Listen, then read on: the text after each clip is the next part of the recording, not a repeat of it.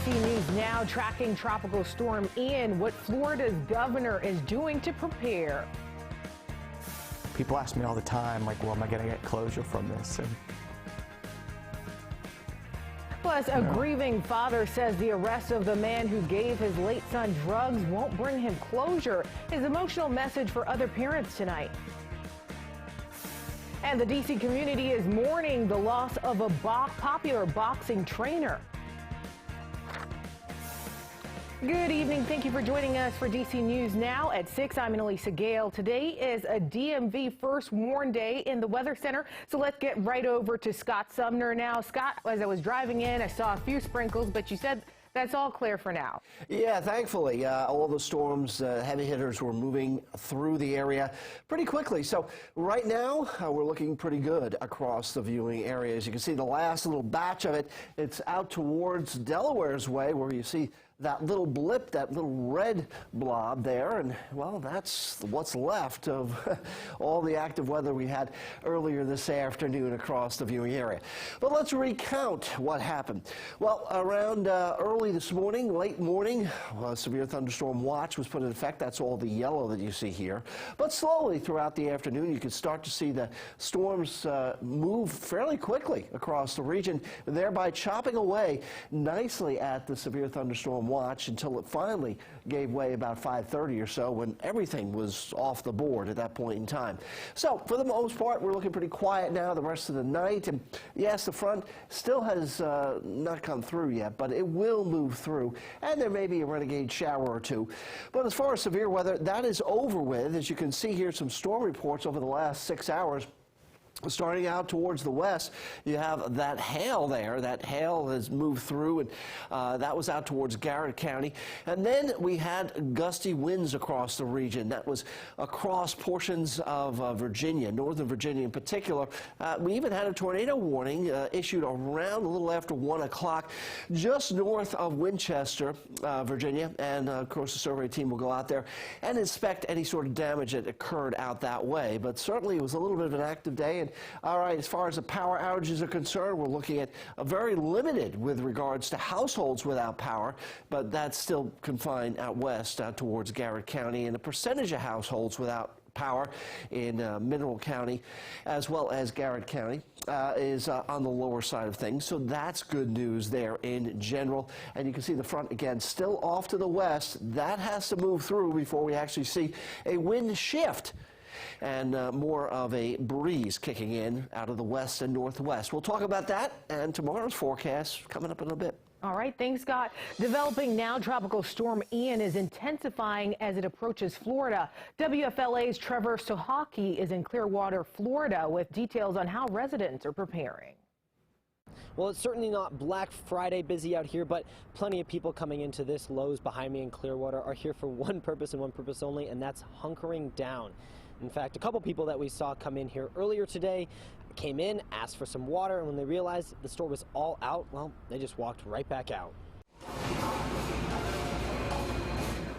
Storm prep is in full swing. Basically, been just preparing by stocking with propane to run the grill, gas for our generator, simple stuff now, just helping out my father-in-law.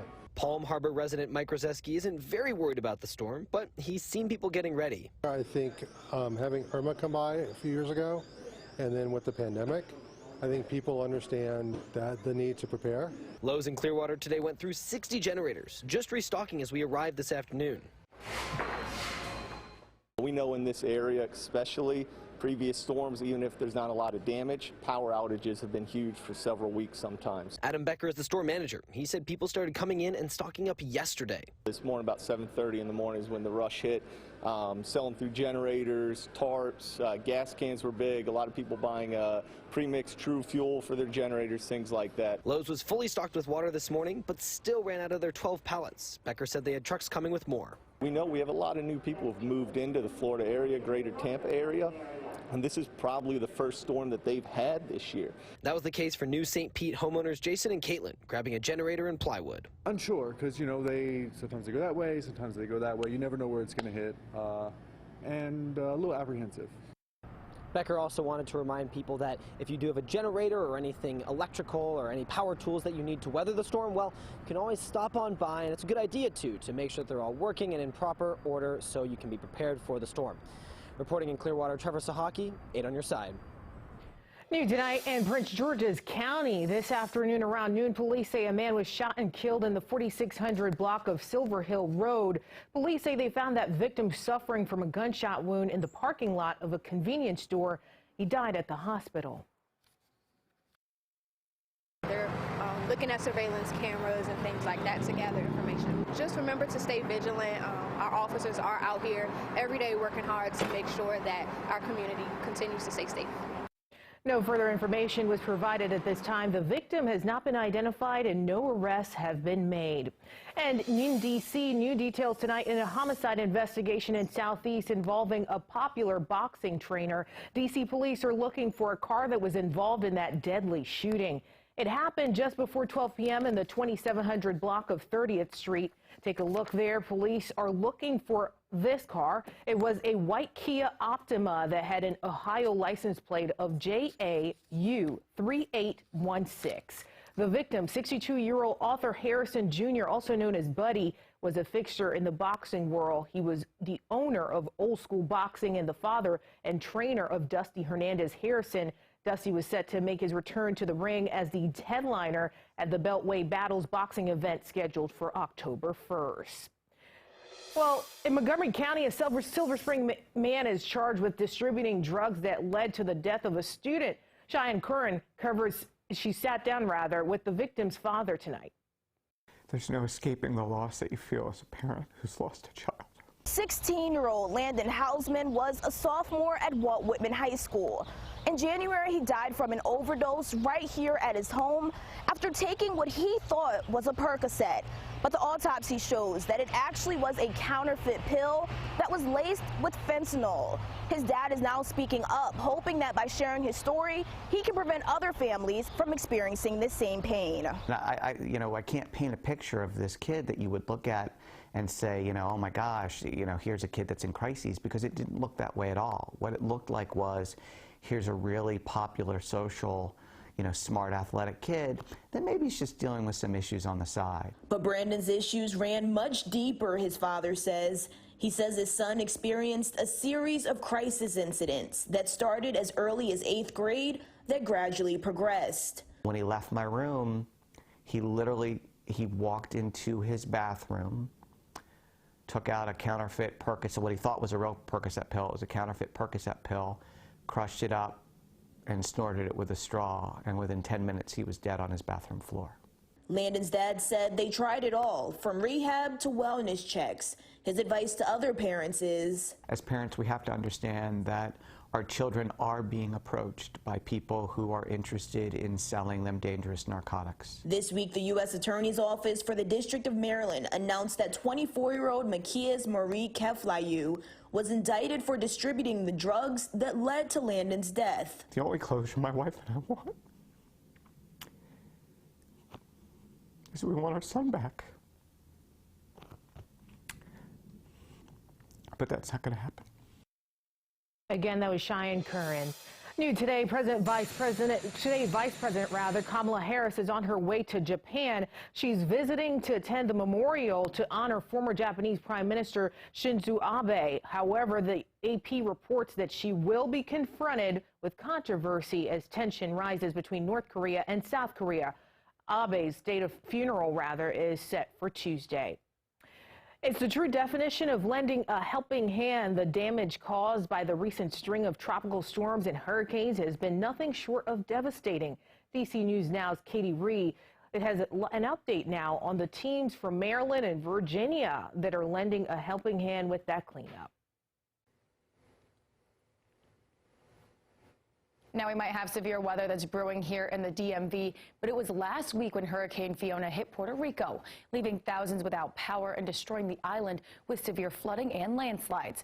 In Maryland, Task Force 1 was activated back on September 18th and deployed there on the 20th. Now, according to Montgomery County Fire and Rescue, they're on their way back home after being deactivated late Saturday night.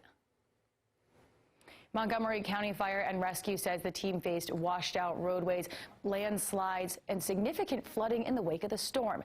This is video of them when they were deployed about a week ago, and they were accompanied by members of their K-9 team as well. Now, they were sent to Humacao, Unacoa, Ponce, and Ajuntas, among parts of the island.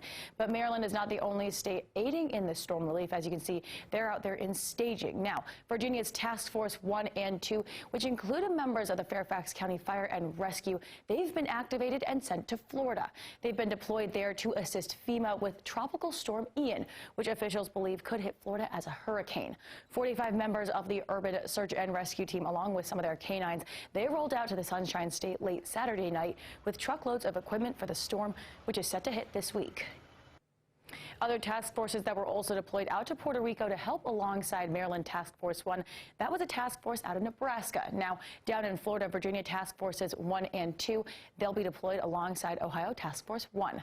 For now in the studio, Katie Bree, DC News Now.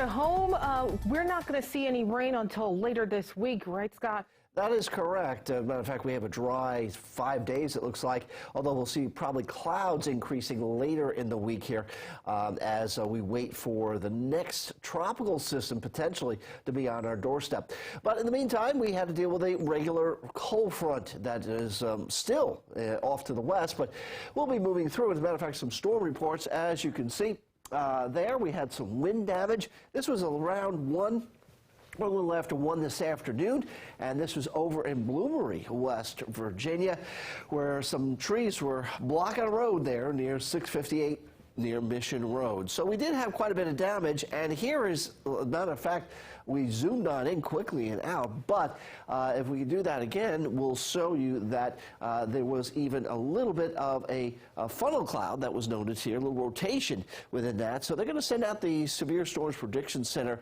weather team, and actually the National Weather Service will send out their own team, I should say, go out and investigate that. And again, all of that stuff is over with. Now, I want to give us a photo here, show you a photo of what the sky looked like as these storms were approaching Frederick, Maryland here. Now, Caleb Popper sent this in to us today.